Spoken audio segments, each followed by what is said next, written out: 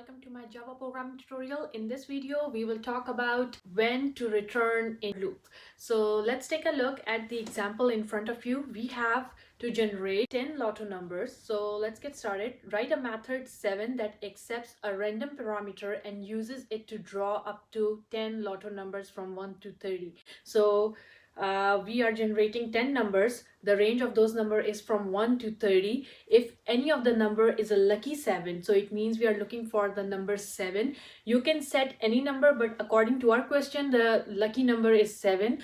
The method should stop. As we found the number 7, the method should stop and return true. So it means our return data type is Boolean.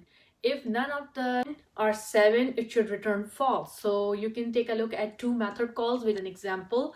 The first call is, as you can see, have 10 numbers. So it means we have to return false in that situation, and there was no lucky 7. And as we found number 7 in the second call, we don't have to continue with that loop and we have to stop. As you can see, we didn't print it the rest of the 5 numbers. We stop and we have to print true as well. So let's get started. Let's take a look what we have what we have gathered the information from our question. As we are writing a static method, it will be public static, return type is Boolean as we are returning true and false. Boolean is our return type, method name is 7, and what we are accepting from user is it's in your question. This whole statement is in your question. The return type is provided, method name is provided, and parameter is also provided. So it says your method should accept random parameters. So how to accept a random parameter? You write the random class, random capital R, and you can give any name. You can say R or rand, whatever you are comfortable with using with the random object. I'm just saying R. So this is my method header. Now inside of my method, I need to first of all identify which loop I need first. So write a method 7 that accepts a random object. So this is my random object and this will be generating some random numbers. So we need to identify which loop we need. This random number will generate 10 random numbers. It means we have a number, we have a limit. So I think we can go with for loop. So for int I equals to, I can say 1, I will be less than equals to 10, as I have to generate 10 numbers. I plus plus, should write it small.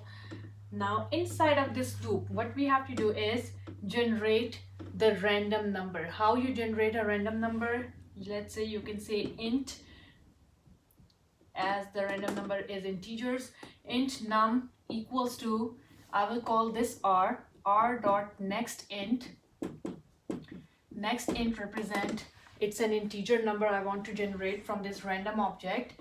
Parenthesis, in the question they have mentioned you the limit. The limit is from 1 to 30. So I don't know what this number will generate, what number, as we are using random. So, but we have to tell the range. So 30 is the limit, plus 1 means the 1 is the starting point. Okay, so this number knows what number this statement has picked. It can be any number between 1 to 30. As this is printing the number, we need to print system.out.print the number. And how to print the number? You just write the variable name without double quotation marks and concatenation operator, and I'm just putting a space with double quotation marks and space so that all the numbers are separate, so that we can see what numbers were generated.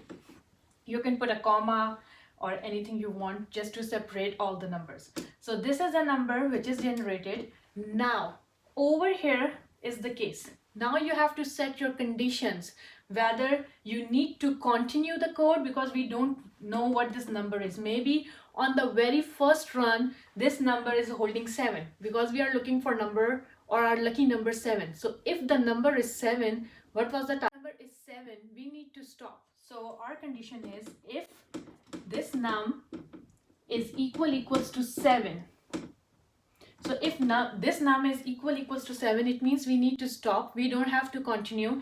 So here you can use the return keyword. You can say return true because we found our lucky number.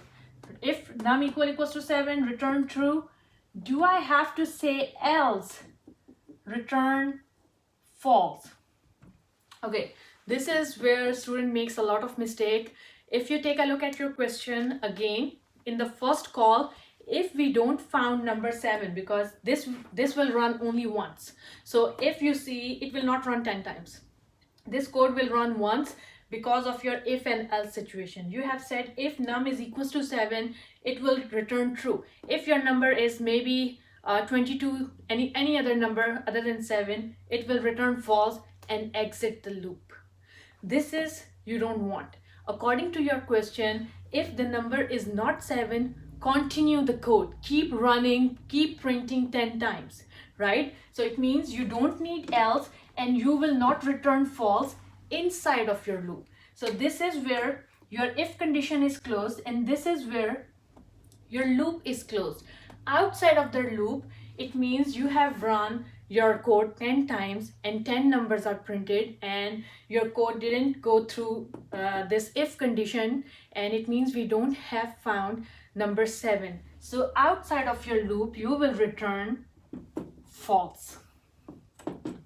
And this is where your static method ends.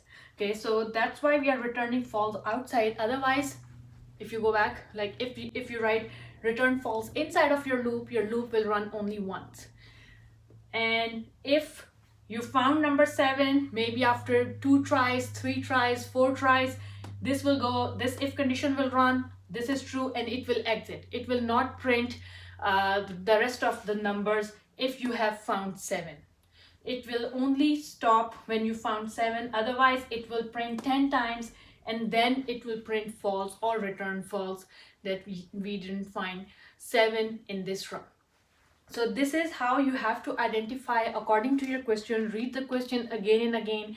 Take a look at the given examples and try to see when you have to return, because this only one curly braces will ruin your code. Even if you're working with Eclipse, you don't know because your code is keep giving you error or keep giving you wrong outputs. Okay, that's it for this video. Thank you. Bye bye.